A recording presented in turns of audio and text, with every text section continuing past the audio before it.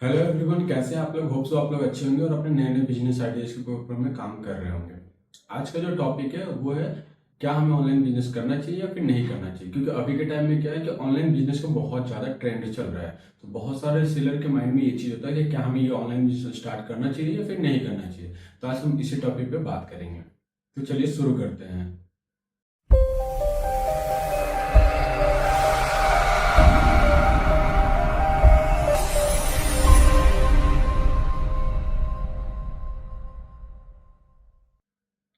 नमस्कार दोस्तों, मैं हूं आपका दोस्त दीपक राज और आप देख रहे हैं अपना business YouTube channel service spark.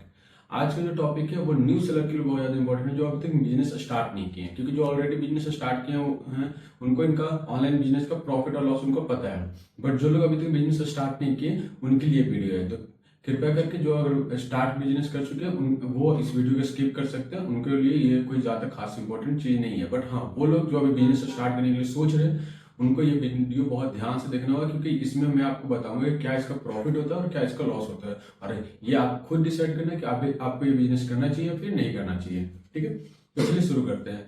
इसमें क्या है, फर्स्ट ऑफ ऑल अब ऑनलाइन बिजनेस है क्या, स्टार्ट करने से पहले हमें किसी भी बिजनेस को स्टार्ट करने से पहले हमें उसके बारे में जानना होता है आखिर ये है क्या, तभी आप इसको स्टार्ट कर सकते हैं या फिर नहीं स्टार्ट कर सकते हैं। ठीक है, तो पहला चीज कि ऑनलाइन बिजनेस होता क्या है। तो ऑनलाइन बिजनेस आप जिस तरह से ऑफलाइन में अपना प्रोडक्ट सेल कर रहे हैं उसी तरीके से आप ऑनलाइन प्लेटफॉर्म के थ्रू सेल कर सकते हैं। यहाँ पर बहुत तरीके से होता है। ठीक है, जैसे बहुत लोग आपने देखा होगा व्हाट्सएप मार्केटिंग के थ्रू लोग बिजनेस कर रहे हैं। व्हाट्सएप में जैसे बिजनेस व्हाट्सएप के अंदर में अपना कैटलॉग अपलोड कर देता है और वहां से वो अपने बिजनेस करते हैं। वो भी ऑनलाइन बिजनेस का ही पार्ट है। बहुत लोग वेबसाइट के थ्रू सेल कर रहे हैं। सोशल मीडिया मार्केटिंग जैसे फेसबुक हो गया, इंस्टा के थ्रू मार्केटिंग करके वहां से प्रोडक्ट सेल कर रहे हैं। और बहुत लोग अमेजोन, फ्लिपकार्ट, मीशो, मिंत्रा, जियो जैसे प्लेटफॉर्म पे भी जाकर सेल कर रहे हैं, जो कि ई कॉमर्स प्लेटफॉर्म होते हैं। यहाँ पर अकाउंट को रजिस्टर करके सेल करना होता है। कैसे अकाउंट रजिस्टर होता है ये भी मैंने एक वीडियो में बता रखा है आपको, कि वहाँ आपको अपना अकाउंट अगर क्रिएट करना हो तो कैसे आप क्रिएट कर सकते हो। वहां पर जाकर आप उस चीज को देख सकते हैं। ठीक है, तो फर्स्ट ऑफ ऑल हम ये जान लें कि ऑनलाइन बिजनेस है क्या। तो ऑनलाइन बिजनेस में आपको जो भी प्रोडक्ट को ऑनलाइन यानी इलेक्ट्रॉनिक माध्यम के थ्रू आप किसी प्रोडक्ट को सेल कर रहे हो वो आपका ऑनलाइन बिजनेस के अंदर में आता है। ठीक है, तो अब यहाँ पर क्या प्रॉफिट है क्या लॉस है इस चीज पे बात कर लेते हैं। फर्स्ट ऑफ ऑल प्रॉफिट पे बात कर लेते हैं, फिर उसके बाद मैं इसके बारे में लॉस पे भी आपको बताऊंगा। प्रॉफिट आपको ये चीज होगा कि ऑनलाइन बिजनेस में आपका ये जो शॉप होता है ये 24 आवर आपका ओपन होता है, कभी भी ये क्लोज नहीं होता है। जैसे अगर मान लो कि किसी को रात को 4 बजे अगर ऑर्डर करना हो वो भी ऑर्डर कर सकता है, रात को 3 बजे करना हो वो भी कर सकता है, और सुबह में उसको 6 बजे ऑर्डर करना हो वो भी कर सकता है। लेकिन ऑफलाइन मार्केट में क्या होता है कि आप जब शॉप खोलोगे तभी आपका प्रोडक्ट बिकेगा। बट यहाँ पर आपका 24 आवर आपका ओपन होता है शॉप। ठीक है, सेकेंड सेकेंड क्या पार्ट होता है इसमें कि आप अगर ऑफलाइन मार्केट में कहीं पर एक एरिया में आपने खोल रखा है शॉप को, तो आप उसको 5 किलोमीटर 10 किलोमीटर आप कवर कर लोगे। वो भी बहुत अच्छा दुकान है, आपका बहुत नाम है, तब जाके आपको उतना दूर ना 1 से 2 किलोमीटर से ज्यादा लोग कवर नहीं कर पाते अपने शॉप से।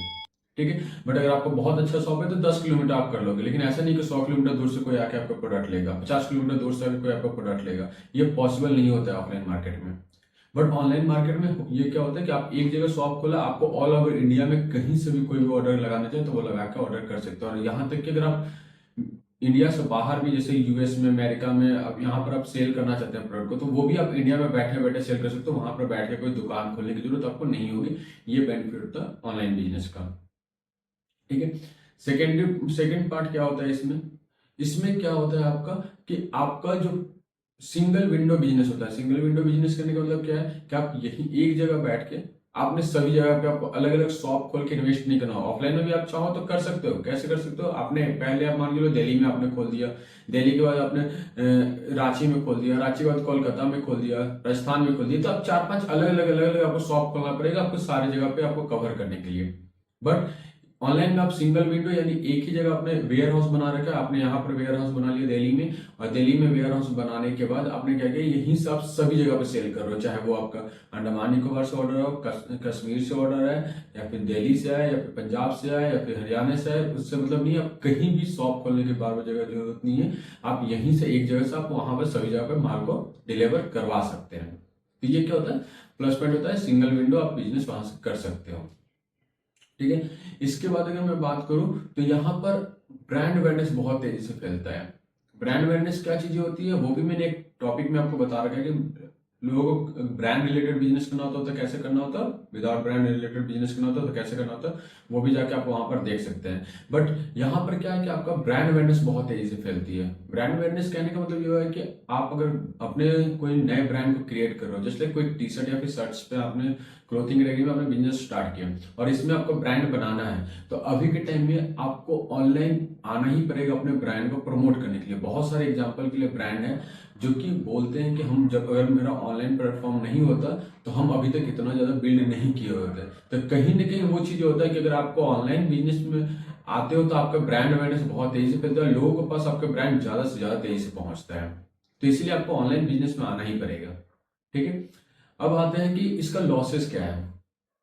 लॉसेस की अगर मैं बात करूं तो इसमें क्या होता है कि आपका जो पेमेंट होता है, ऑफलाइन में क्या होता है कि पेमेंट साइकिल जो है वो आपका क्या है कि आपको आपसे मैंने प्रोडक्ट लिया, मैंने आपको कैश दिया और आपने मेरे को प्रोडक्ट दिया, यानी तुरंत इंस्टेंट कैश आपको मिल जाता है। बट ऑनलाइन में क्या है कि वो कहीं ना कहीं आपका अमाउंट होल्ड हो जाता है। ई कॉमर्स पोर्टल्स की मैं बात करूं, अगर वेबसाइट वगैरह पे तो आपका डायरेक्ट आपके अकाउंट में आ जाता है। ठीक है, बट वेबसाइट पे जल्दी सेल नहीं आती है। वेबसाइट पे क्यों नहीं सेल आती, क्योंकि आपका ब्रांड के बारे में लोग जान नहीं रहे, तो कहीं ना कहीं ट्रस्ट इशू होता है। जैसे अमेजन फ्लिपकार्ट से आप किसी भी नन ब्रांड का प्रोडक्ट ले सकते हो, बट वेबसाइट से अगर आपको नन ब्रांड का किसी का प्रोडक्ट लेना हो तो आपको कहीं ना कहीं माइंड में ये डाउट होता है कहीं मैं प्रोडक्ट मंगा लूं, उन्होंने डुप्लीकेट दे दिया फिर क्या दे दिया, तो वो एक डाउट होता है। और अभी के टाइम में फ्रॉड हो भी रहा है बहुत ज्यादा।